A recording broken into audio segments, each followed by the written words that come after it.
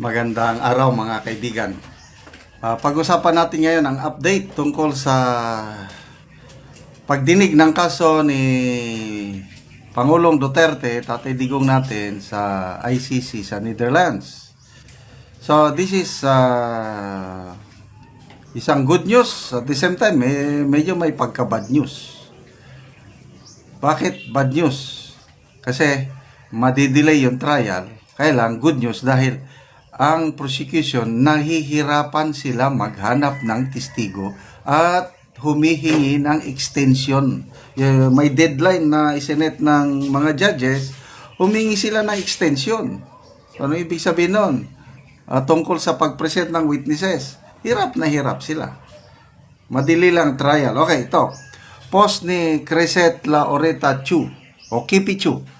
1 hour ago, sabi niya, napaka-unfair. Wala silang mahanap na witness. Tapos hanggang humihingi sila ng delay sa ICC dahil di sila makahanap ng witness. Ang tagal na sa loob ni PRRD. Yun.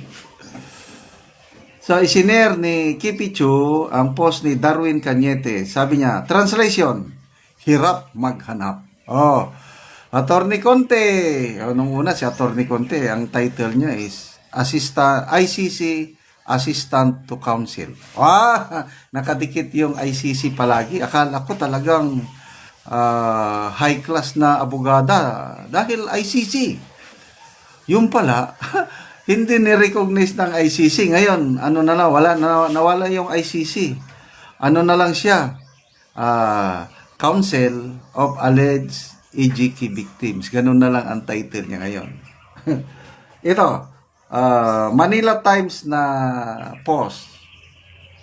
The Office of the Prosecutor at the International Criminal Court has requested an extension of key deadlines in the pre-trial proceedings against former President Rodrigo Duterte, citing serious concerns for witness safety and procedural fairness.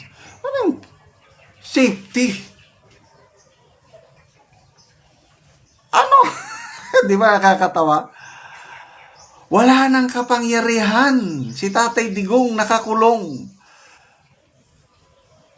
Si VP Sara inaasikaso ang kanyang impeachment trial. Yung mga Duterte hanggang Davao na lang. Anong safety? Di ba? Paano mo i-cite na safety ng witnesses? Sino ang may threat? Sino ang nagbabalak na gurgurin o hadlangan o yung may balak masama sa mga witness? Administrasyon ngayon ni BBM. Si BBM ang nagpadala kay Tatay Digong doon. Gusto nilang makulong, gusto nilang magtagal doon ng ating Tatay Digong. Anong sinasabi nilang safety of witnesses? Di ba? So, kaya nga itong sabi ni Darwin Cañete translation, hirap maghanap. Sige. Sino yung nanay Sheila ba yun? Yung nabuking nga nagre-reklamo panahon daw war on drugs. Tatay Digong namatay yung anak niya. Yung pala 2024 lang namatay. Tama ba yun? Aling Sheila.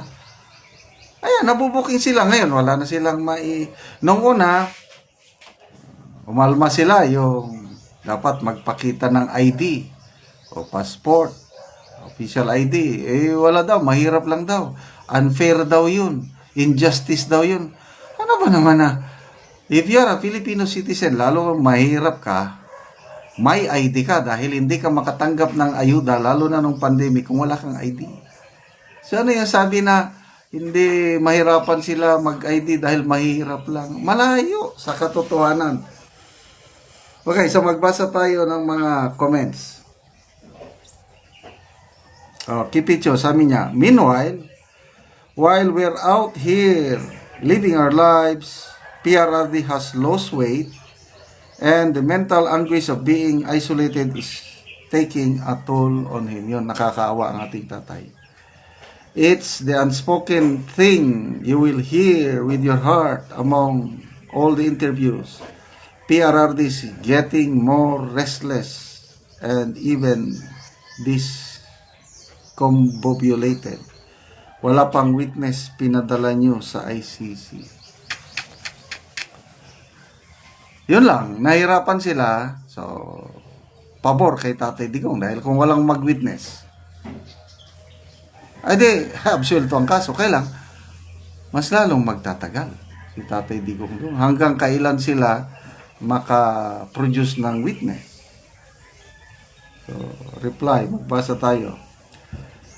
Kawawa, Larmy Lopez, nakakaawa, imagine mo, yung sana gina-enjoy niya ang remaining life niya after ng hard work, love, and sacrifices niya sa Pilipinas.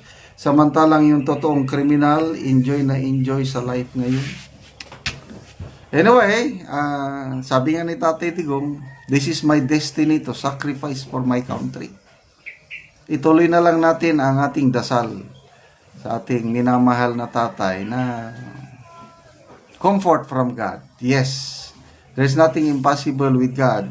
Yung loneliness niya, sana, sabi nga ng Panginoon, come to me all you who are weary and heavily burdened and I will give you rest. Sana itong point of life ni Tatay Digong, mas lalo siyang lalapit sa Diyos. And I'm sure God will minister to him, God will give him rest, at malabanan niya, magkaroon siya ng peace of mind. Total, sabi man niya na, this is my destiny, huwag kayong mag-alala. There will always be a time of reckoning, may hangganan ang lahat. Okay. Presi Collado, let's not forget what they did and what they are doing to him now. Let's serve as a reminder how evil they are. Let's not forget. Yes, kaya nga nung eleksyon nagkaisa tayong taga Mindanao and also Visayas. So di, maraming nanalong PDP. At ngayon, ang ating minamahal na BP Sara, marami na siyang kakamping senador, malulusutan niya na ang kanyang impeachment trial at magiging presidente by 2028. Yan na, lumiliwanag na pag-asa ng ating tatay na makalabas.